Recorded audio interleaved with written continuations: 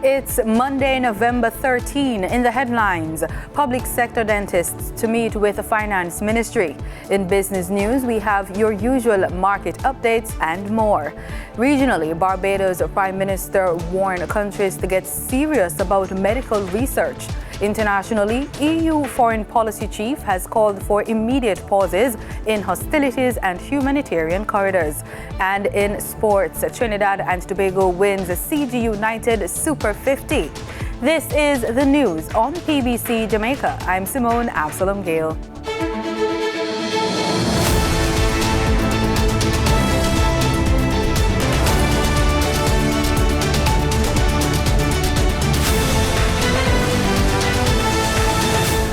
Public sector dentists are set to meet with representatives of the Finance Ministry today, November 13, to discuss the new pay structure under the Compensation Review Program.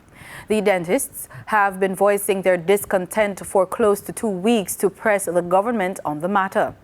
President of the Jamaica Association of Public Dental Surgeons, Dr. Vanessa Kiffin, has welcomed the meeting. She says in addition to the salary issue, there is need for attention to be given to the resources provided to the dentists.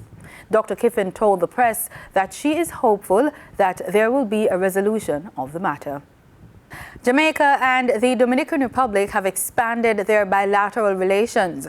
Both countries have signed a framework agreement in several areas, including trade, investment, education, and culture. The agreement was signed by Minister of Foreign Affairs and Foreign Trade, Senator Kamina Johnson-Smith, and her counterpart, His Excellency Roberto Alvarez, during her official 2-day visit to the Dominican Republic last week. During the visit, she delivered a special guest lecture at the Dominican Republic's Institute for Higher Education in Consular Training under the theme 61 Years Strong, a foreign policy of principles, pragmatism, and possibilities.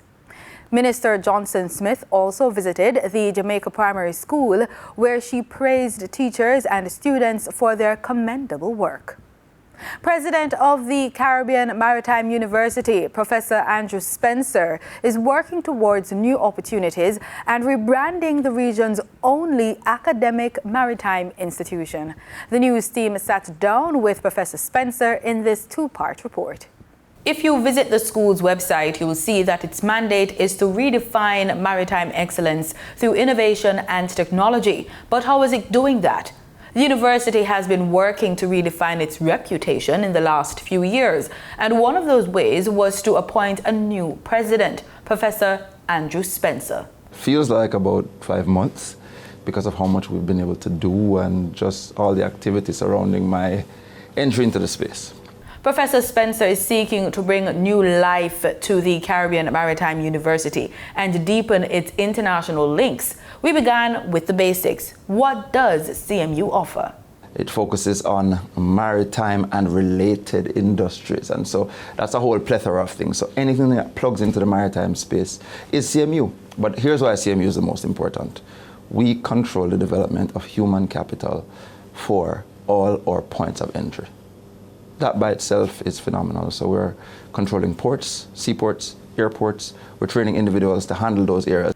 Professor Spencer asserts that things have changed and the university is trying to capitalize on its reputation internationally. Veterans of World Wars I and II were honored for their patriotism and sacrifice during Saturday's Remembrance Day Ceremony at the National Heroes Park in Kingston. Remembrance Day is observed to pay homage to persons who gave service and their lives in World War I, 1914 to 1918, and World War II, 1939 to 1945. Officiating Minister, Roman Catholic Archbishop of Kingston and Chairman of Jamaica Umbrella Group of Churches, His Grace the Most Reverend Kenneth Richards, led the meditation. But here is a list of generous men whose good works have not been forgotten. In their descendants, there remains a rich inheritance born of them. Their descendants stand by the covenants, and thanks to them, so do their children's children, their offspring, will last forever. Their glory will not fade. After the meditation, the attendees were instructed to observe a 2-minute period of silence to honor those servicemen who lost their lives in the wars. The commemoration included a parade by uniformed groups and sentries and the laying of floral tributes in memory of those who died in service during the wars. As is customary, this year's observance of Remembrance Day featured the ceremonial laying of wreaths by the nation's leaders at the cenotaph honoring veterans of the wars. This was led by Governor General, His Excellency the Most Honorable Sir Patrick Allen. The Governor General also conducted an official inspection of ex-service members and contingencies of the Jamaica Legion and the Royal Air Force Association. An estimated 5,000 Jamaicans were involved in the wars. They served in the Royal Air Force and the ground forces of the British Army and the Canadian Armed Forces. Time now for the business report with Danita Rodney.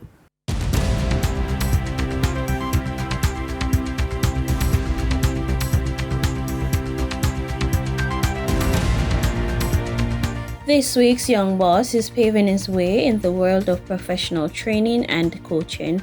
He is founder of Select and Start, Jeffrey Azan.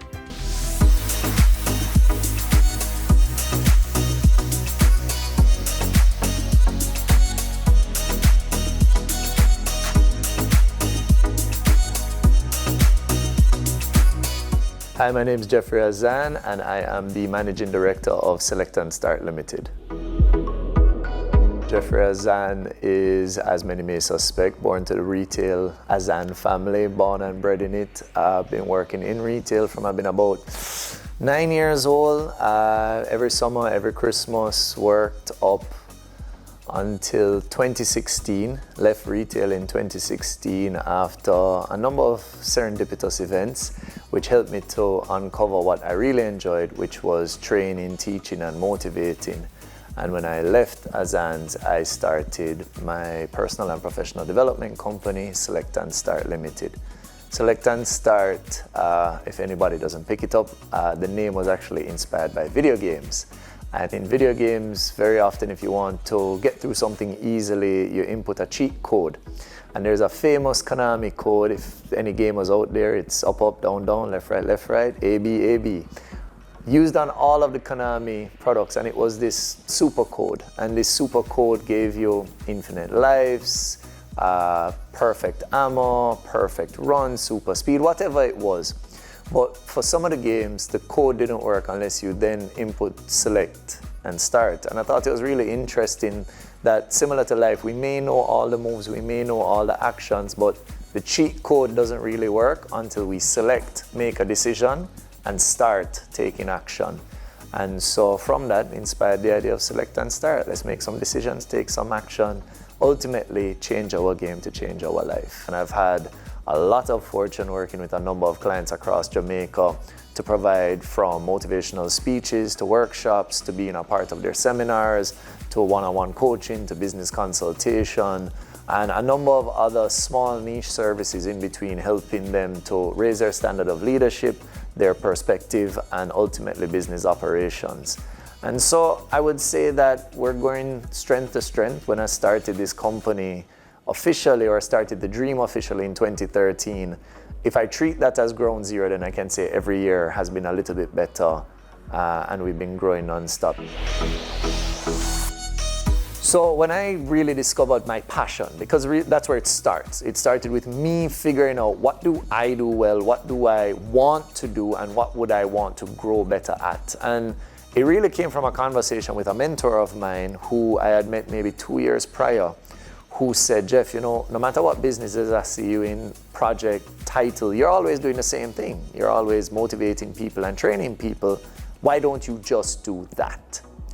And it was through that guidance, that's what I started. I just started trying to motivate people, started doing a lot of work. I reached out to organizations that were about this, churches, community service groups. The YMCA, you could say, was my first client that I went and served at. And what would happen is that from service to service, you'd get requests for more specific talks. So I would start off, and for maybe my first 2 years, all I did was motivation. You can be the best. You can get the next level in life.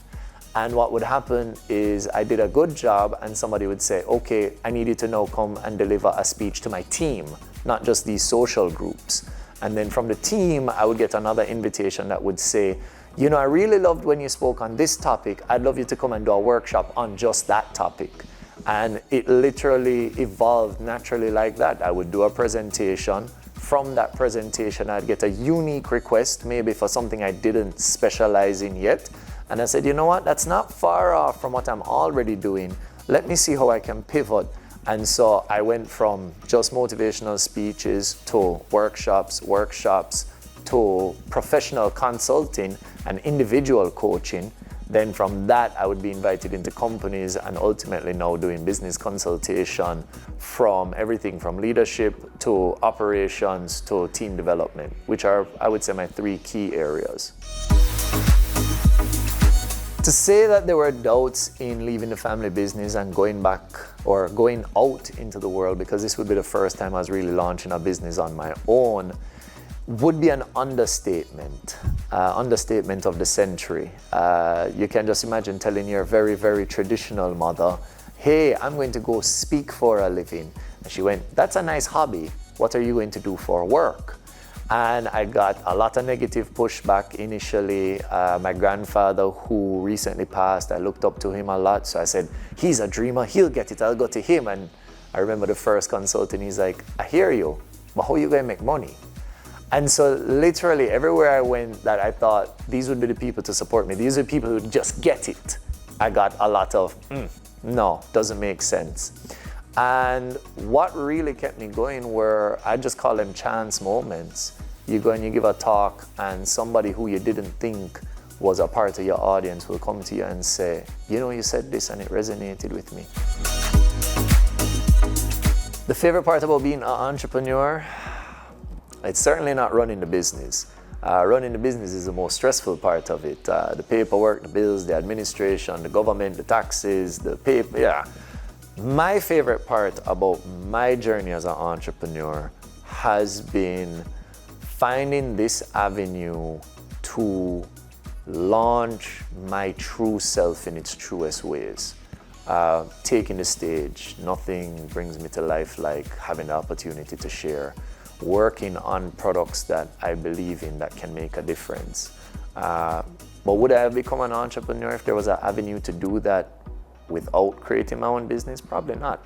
I don't think entrepreneurship is for everybody, and I'll use every platform to say it because there's too many people who want to be entrepreneurs just for the idea, and I stress the idea of working for themselves. Working for yourself means you're working for the hardest boss ever. There are no sick days, there's no 9 to 5, there's no taking Fridays off. You work 24/7, 365 because everything you do impacts the business and everything that happens in the business impacts you. So don't necessarily run down the idea of owning a business. And that's my take, and that's how I feel about my own entrepreneurship journey. I wasn't running down the desire of owning my own business. I was running down the opportunity to do what was inside me that I believe needed to be done.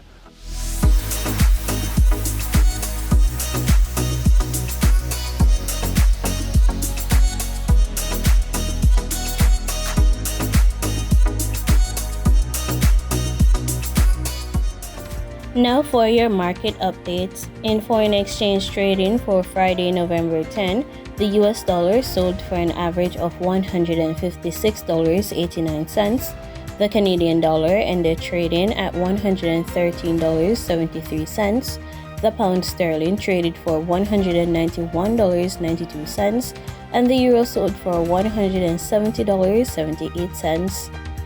In JSE trading, the JSE index advanced by over 1,433 points. The junior market index advanced by over 8 points. The combined market index advanced by over 1,420 points, and the All Jamaican Composite Index declined by over 1,118 points. Overall market activity resulted from trading in 104 stocks, of which 46 advanced, 40 declined, and 18 traded firm.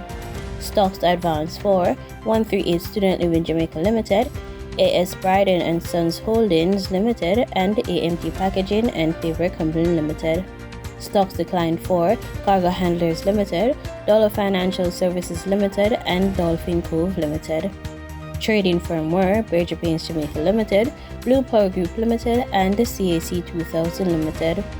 The overall volume leaders were Wigton Wind Farm Limited ordinary shares with over 4 million units, Kingston Wharves Limited with over 3 million units, and Trans-Jamaican Highway Limited with over 900,000 units. In regional stocks in Trinidad and Tobago, the mutual fund market did not record any activity. On the Barbados Stock Exchange, Insurance Corporation of Barbados Limited was the volume leader with 4,580 shares. They were followed by Goddard Enterprises Limited, which traded 4,500 shares.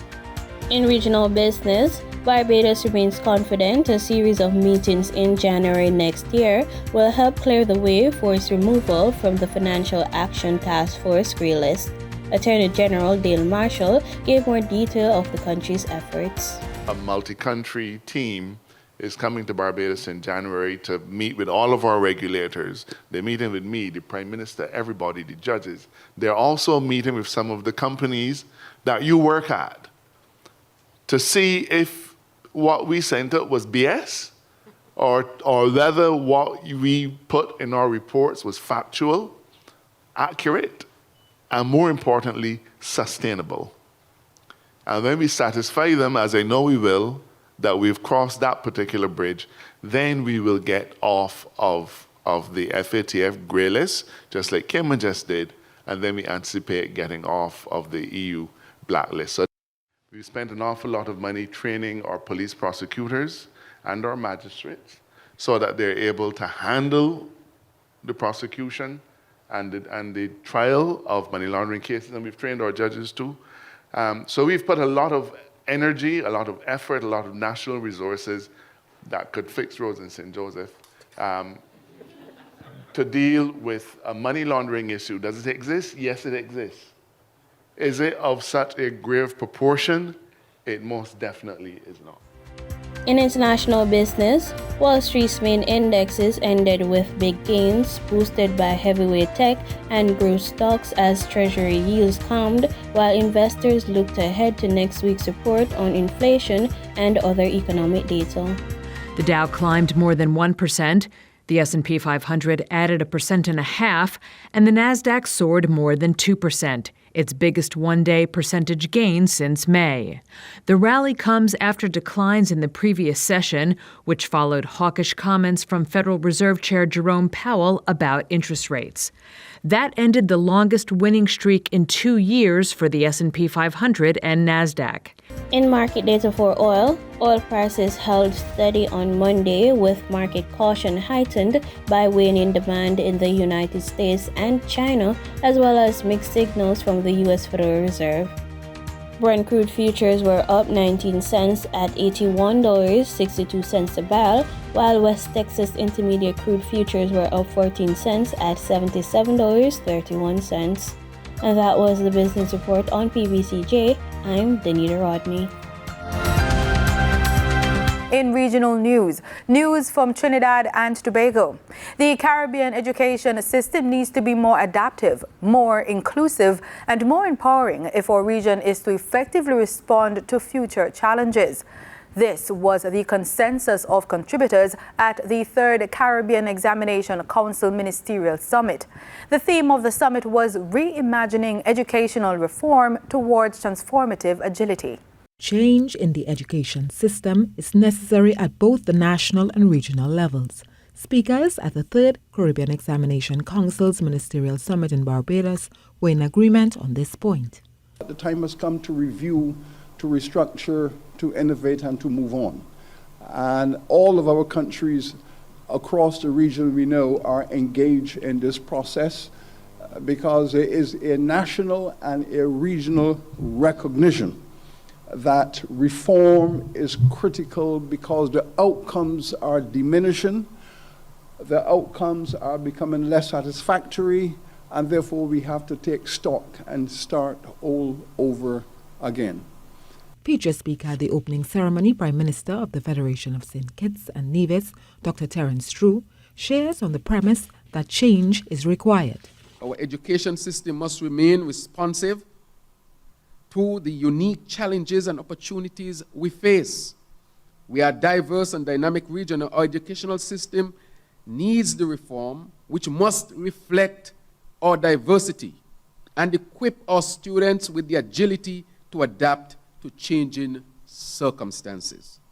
Dr. Drew says the failure of our education system in certain areas has contributed to some dire consequences.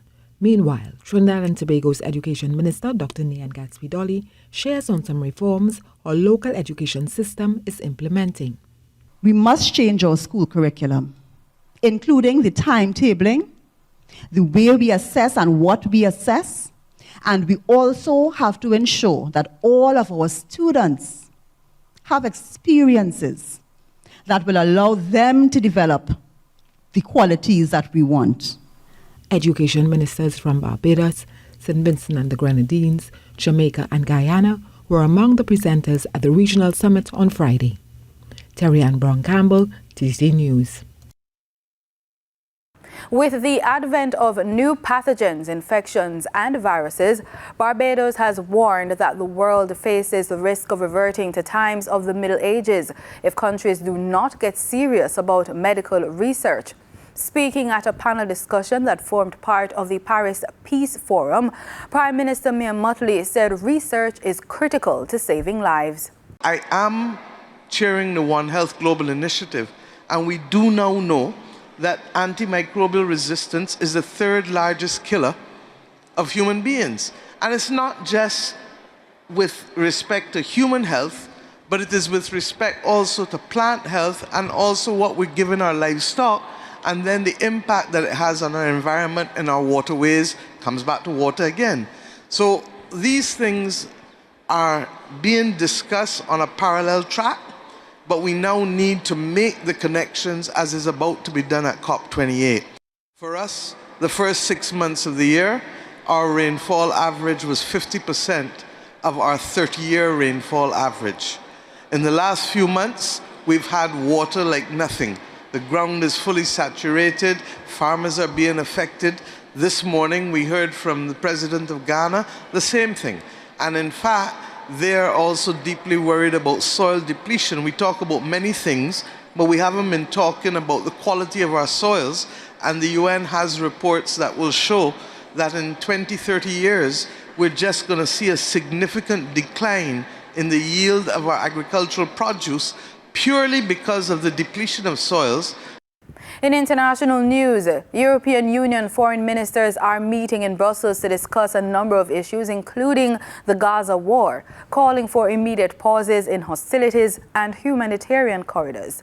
Al Jazeera's Paul Brennan has the latest developments of the meeting.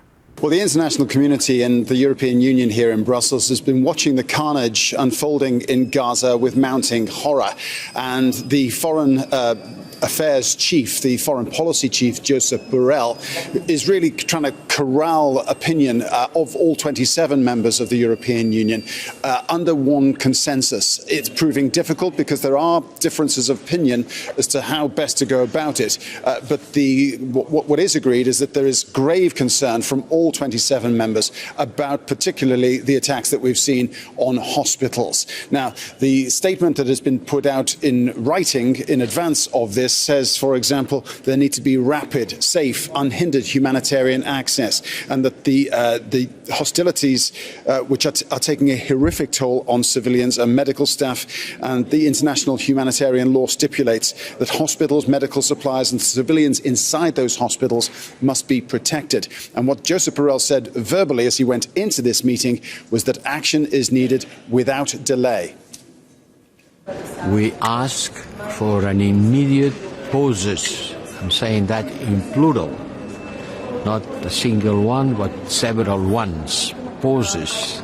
But it is an adjective. It's immediate pauses and humanitarian corridors to be established in order to face the dire situation of the people in Gaza. I mentioned the differences of opinion there. They are preventing the European Union from calling for a full formal ceasefire. Instead, they're having to ask just for discretionary pauses in the hostilities. And the reason for that is because there are differences within the countries. So, for example, Spain and France would favour a ceasefire, whereas Germany is not prepared to go that far. Germany just wants to see humanitarian pauses, won't go further than that. There won't be more today. I mean, they will discuss it. There won't be a change of opinion today. The statement tells us exactly where the European Union stands at this particular time. In sports, the men of Trinidad and Tobago's Red Force confirmed their status as the best regional outfit in one-day cricket by winning the CG United Super 50 Cup and remaining unbeaten throughout the tournament. The Leeward Islands Hurricanes would have fancied an upset after finishing second on the points table, but they faltered after opting to take first strike at the Brian Lara Cricket Academy and were not helped by stoppages for rain, which reduced the allotment of overs to 43 per team. They amassed 135 all out in 41.5 overs, with Jamar Hamilton hitting 62. The Red Force team dedicated the final to Sunil Narayan, who announced his retirement from international cricket earlier in the week, and he was in fine wicket-taking form. The player of the match, grabbing 3 for 17 in 9 overs. But the best figures were earned by Terence Hines, who took 3 for 16 in 7. Although the Red Force lost 3 wickets, they were never really troubled in the chase after benefiting from an opening stand of 45 between Kejon Otley and Joshua De Silva, who made 23 and 28 respectively. Captain Darren Bravo was the other wicket to fall for a top score of 40, but by the time he left with a score on 111 in the 21st over, the writing was on the wall at Taruba. Nicholas Puran still made it entertaining at the end though, as he smashed 39 in 20 balls, which included 1 4 and 4 sixes. 22 of those runs came off the final 4 balls of the innings, bowled by the Hurricanes captain Alzari Joseph. Puran sending the final 3 deliveries over the ropes to ignite the fans at the BLCA. The Trinidad and Tobago Red Force ending on 141 for 3 in 23.4 overs to win by 7 wickets to be crowned champions of the 2023 CG United Super 50 Cup. Wayne Cunningham, TTT Sport. Cricket West Indies, CWI, has announced the West Indies Men's Academy squad for the upcoming home series against Ireland Academy. The 2 teams will play 3 List A matches, 50 overs, and 2 4-day first-class matches from November 17 to December 5. The matches will be played at the Coolidge Cricket Ground and the Sir Vivian Richards Stadium in Antigua. The West Indies squad is made up of mainly the players in the West Indies Academy program who have just played in the CG United Super 50 Cup, as well as the Headley Weeks Tri-Series earlier this year. And that's it for the news on PBCJ. You can follow us on our social media platforms at PBCJamaica. Thanks so much for watching.